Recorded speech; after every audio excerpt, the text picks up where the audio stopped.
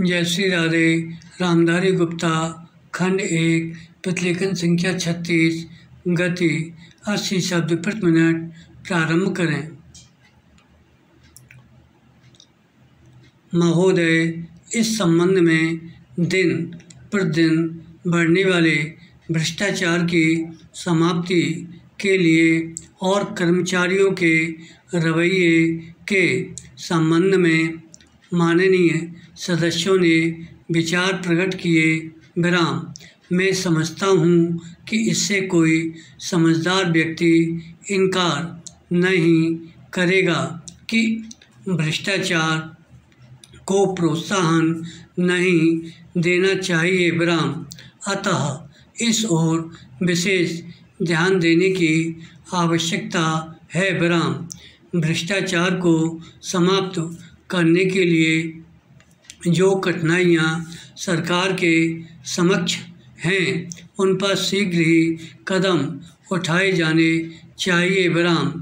यदि सख्ती भी बरतनी पड़े तो चिंता नहीं, हमें ऐसे कदम उठाने ही हैं। विराम। पैरा। मैं यह जानता हूँ कि बहुत से लोग, जिनमें कुछ हमारे साथी भी हैं, इसकी कुछ बातों का विरोध करते हैं। विराम। परंतु यदि हम देश की उन्नति चाहते हैं, यदि हम देश को आगे बढ़ाना चाहते हैं और विशेषकर यदि आप समाजवादी ढांचे के आधार पर, जिसको कि कांग्रेस ने देश के लिए निश्चित किया है, इस देश की व्यवस्था करना चाहते हैं, तो हमारे लिए आवश्यक है कि हम इस तरह से कदम उठाएं कि जिससे लोगों को अपनी जीविका सुंदर ढंग से कमाने के लिए साधन जुट जाएं। विराम।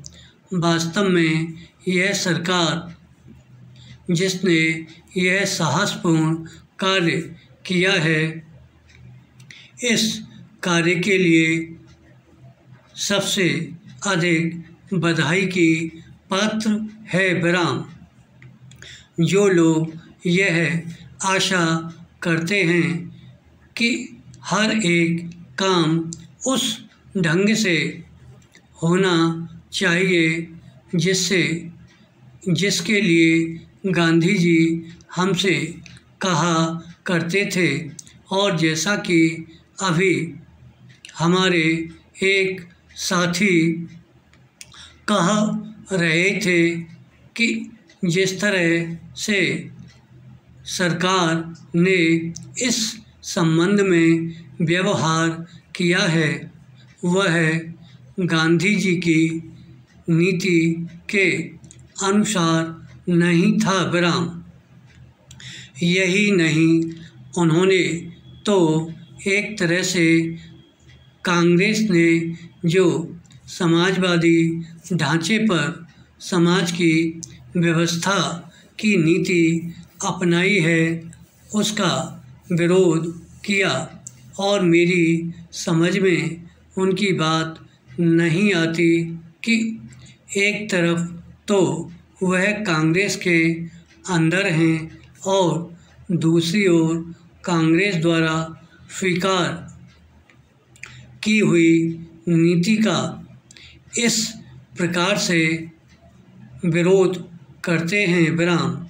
मैं समझता हूँ कि वह इस बात को भी जानते होंगे कि कांग्रेस द्वारा इस नीति को स्वीकार कराने वालों में अधिकतर वे ही लोग हैं जो गांधी जी के अनुयायी हैं और उनके सिद्धांतों में विश्वास रखते हैं। विराम।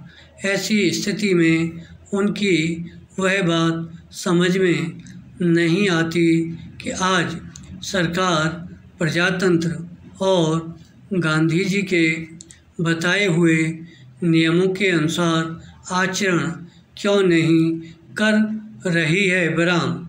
यह बात बिल्कुल ठीक नहीं है विराम। धन्यवाद।